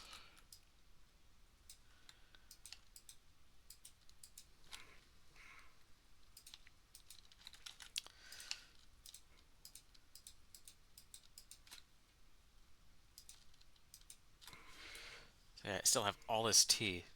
Did the music playlist end? No, it did not end. Of course it doesn't. It just keeps going.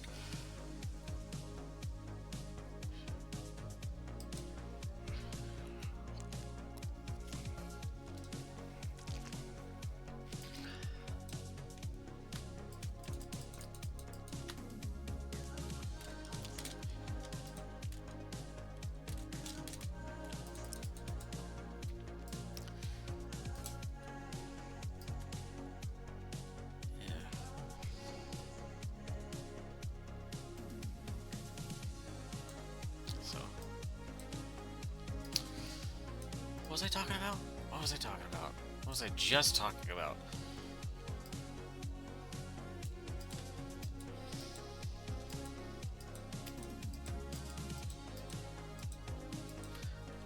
I forget. I forget.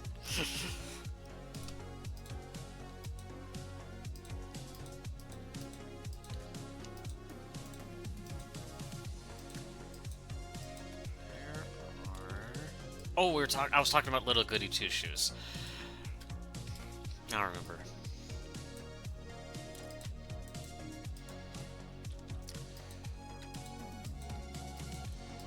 It's honestly like one of the... Definitely has that nostalgic feel to it. Because you don't, like, much in the same way people do, like, chiptune, or, you know, the kind of music that we're listening to right now, which is synthwave. You know, you kind of have to research old styles in order to really replicate them. Because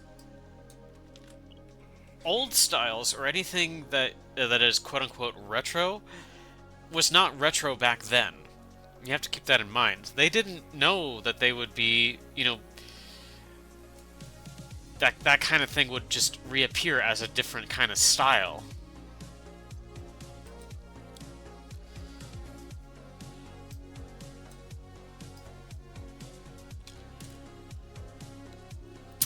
So, for instance, all the artwork is like 1990s shoujo anime. And since then, the style of anime has diverted from that considerably. Even modern shoujo anime is very different from what it was then. God,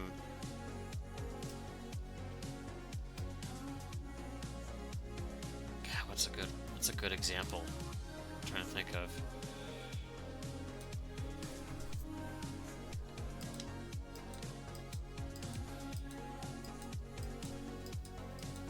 Gosh, because we've been watching. God, it's ironic, but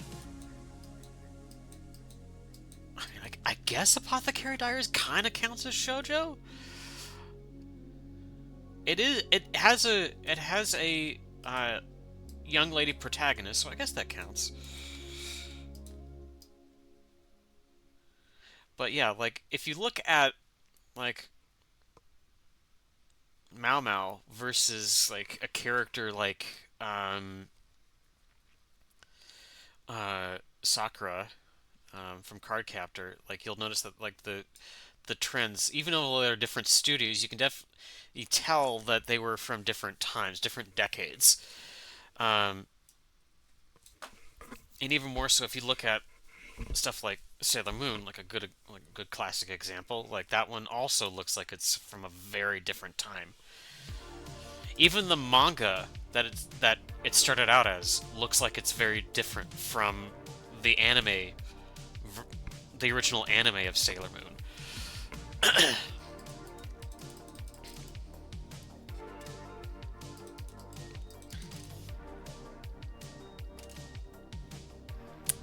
Everyone talks about, tropes like, Bishi sparkles and the Dorito chins and everything like that, but that kind of thing got its start in the 90s. That's a 90s trait.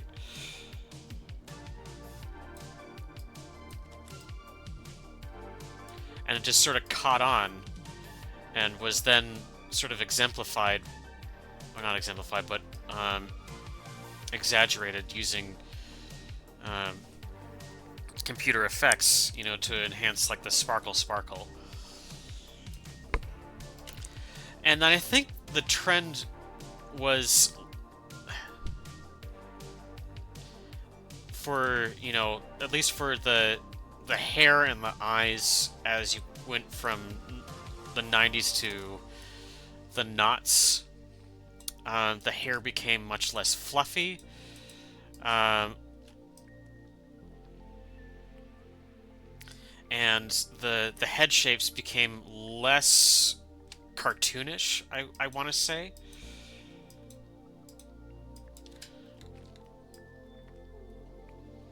If you look at something like Project Akko, for instance, which is the most 80s anime that you could probably ever get, notice that the faces are a bit more chubby in appearance. Or I should not say chubby, but like pudgy a little. Like their cheeks are a bit more pronounced.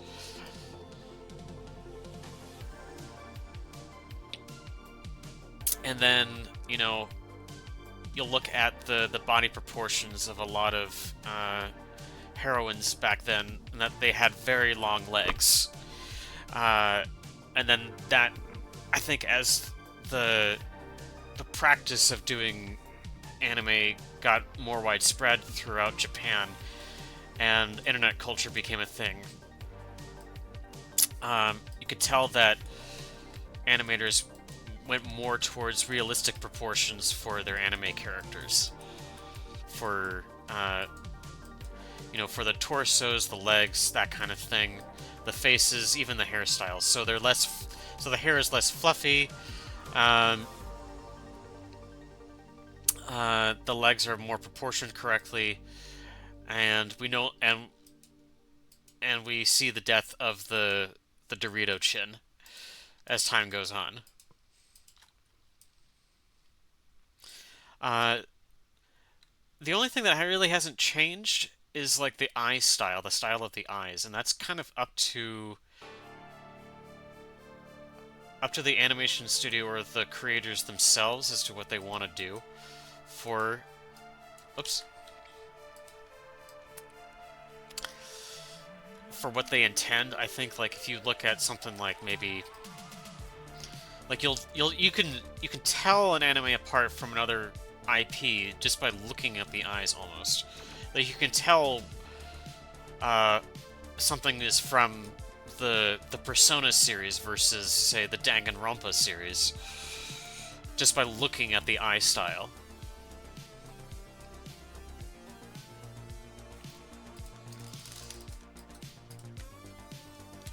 I should turn them really well. Let's see.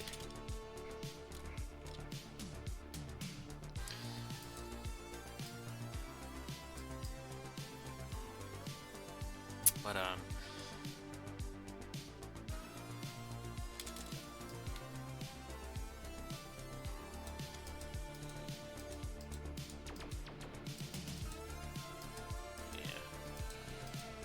we're almost coming up on 2 hours here. And I think what I might do is I'll finish up coloring this, and then we'll call it then. But anyway, yeah, stuff, animation styles, but like you can also tell apart, like, if something was from, like, say, Clanad or maybe like School Rumble, you know, just as an example. Like, you can tell those two apart very easily.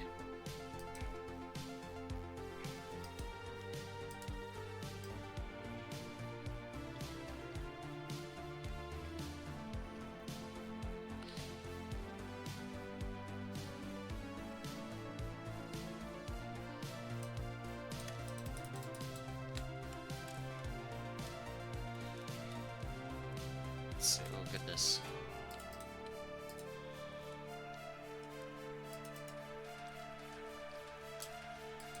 I think what I'm gonna do,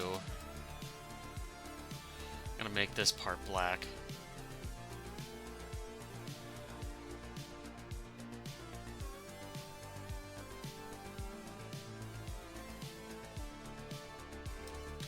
Let's see.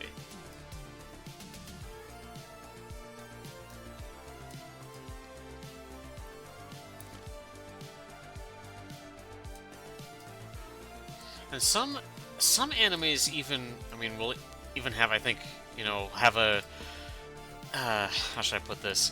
They even have a variety of eye styles, you know, within the same show. I think Naruto is a good example of that. I think Promised Neverland is also another good example of that, and that's to differentiate between the different ethnicities that are present within, like, the different kids. Alright, let's see. Okay, I'm gonna choose that for the bow color, I think.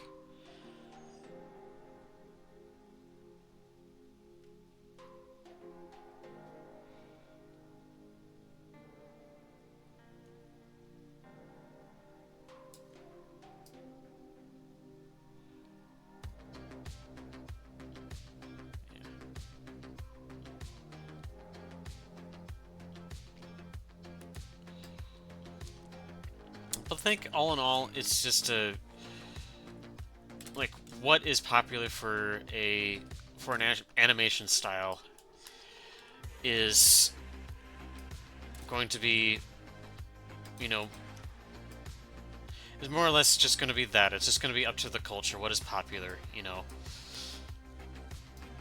It's just much in the same way how fashion trends work. Trends come and go. Oops. Did I? Oh, I think I clicked and drag with the middle mouse button here.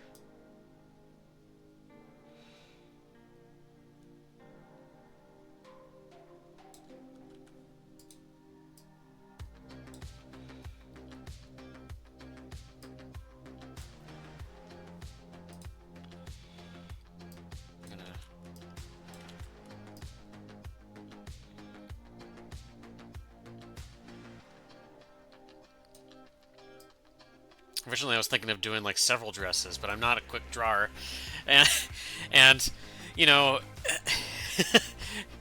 I was like, oh my goodness, this is actually more of a time-consuming process than I remember it being. So, oh well, I don't really mind.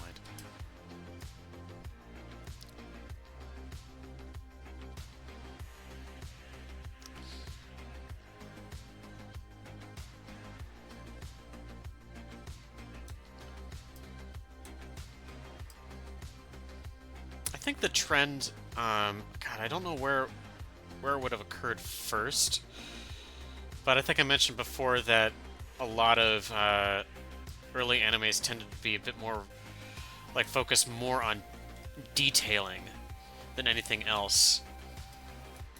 Like, they might not have been most realistic with body proportions, but a lot of them, like, when you got right down to it, they did try to, you know, they love to focus in on, like, details of maybe the hair or the jewelry or machinery, you know. And I'm not exactly sure why that might be. I guess it was just imperative that, if the artist is making or drawing something on paper, that their resources are valuable, that they ought to make those resources count. So at least that's what I think is going on.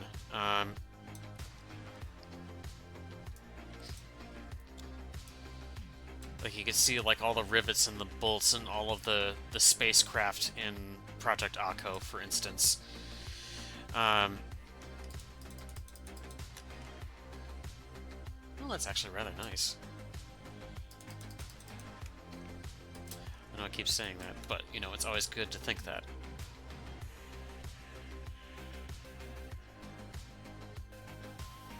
God, burger sounds really good right now.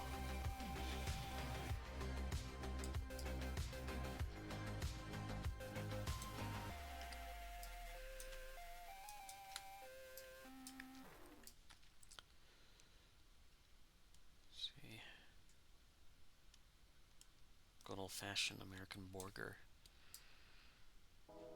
The place that's down like a few blocks away from where I live is actually very good with portion size. It's not too big, so I really appreciate that.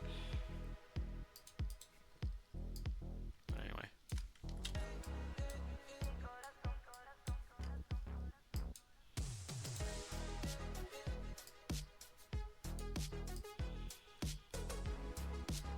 it kind of works. Yeah, a smudge tool here, just to kind of like create a little bit of a gradient.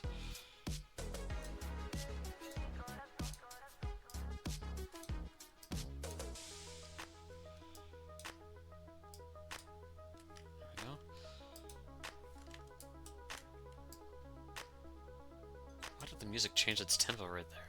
That was weird. I don't like that. It's a little unsettling. I don't like it when when music does that.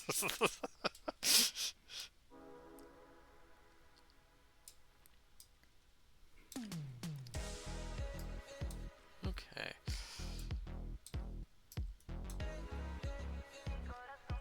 How's that looking? Honestly, actually, it's much better than I.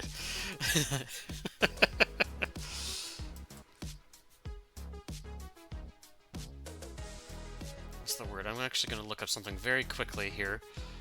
Like what the term that I'm thinking of. It's been on the tip of my tongue. Let's see. Because Kenny Lauderdale did a good special of it, of this style of.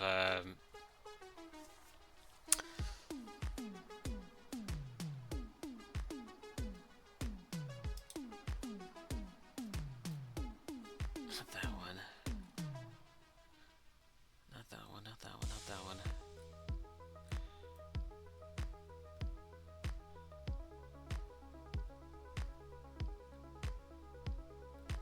Oh god, I wish I could remember what it's called. But he doesn't title his videos in any obvious way, so I... Gosh. He keeps changing the title of his videos too, which makes things kind of weird.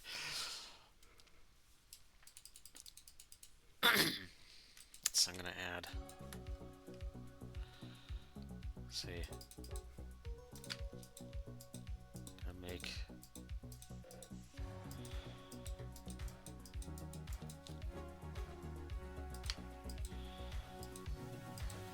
But it's the style... It's a style of,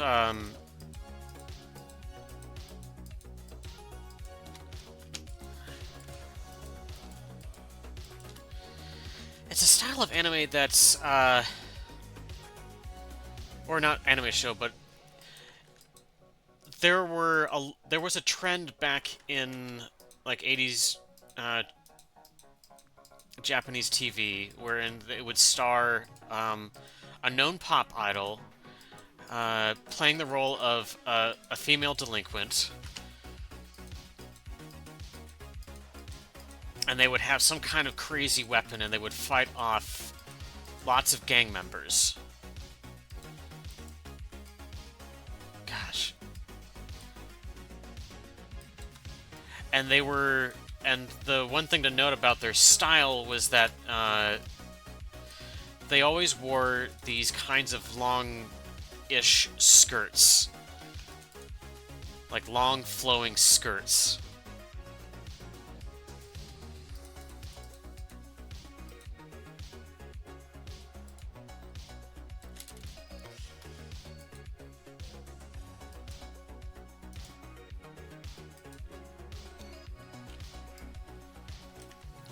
There's plenty of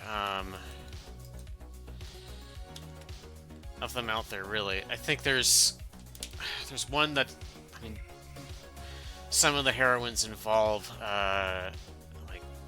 using a magical yo-yo. Some of them involve using a magical coin, even that they can just fling around, and it acts as a razor blade. I mean, you name it, really. It's just totally absurd. But Japanese TV did this all the time, and they would, they would love to do. This would also tie in with like the record labels with the idol. They could also sing the intro to the show, and it would work out great. And yes, it would absolutely be a ploy to market the idol's CDs.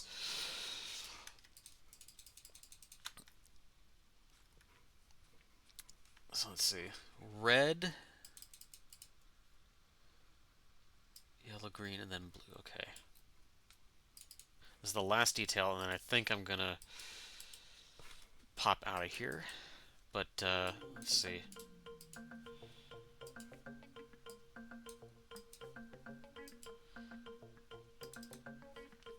I do like the use of the...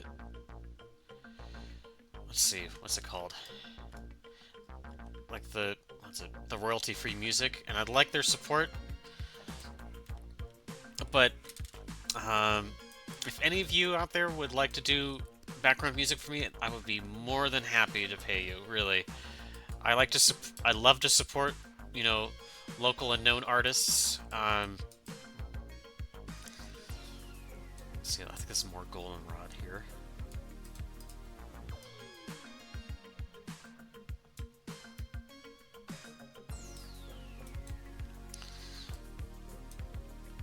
And, I know I have kind of a family of artists out there too, that I've grown to know. Well, it looks pretty good for a little button there. So the majority of the people that I've come to know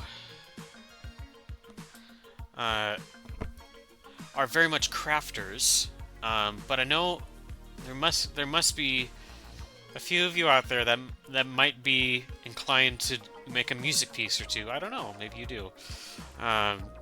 So take a look at our piece here. Actually, not half bad. I think if I were to try this again, I would probably remove, or at least move the button symbols to maybe the trim of the dress. So, I think the next time I do this, I might want to try and do a different style. I want to see if I can do something in the style of maybe Mr. Riven. I think that might be kind of cool. So,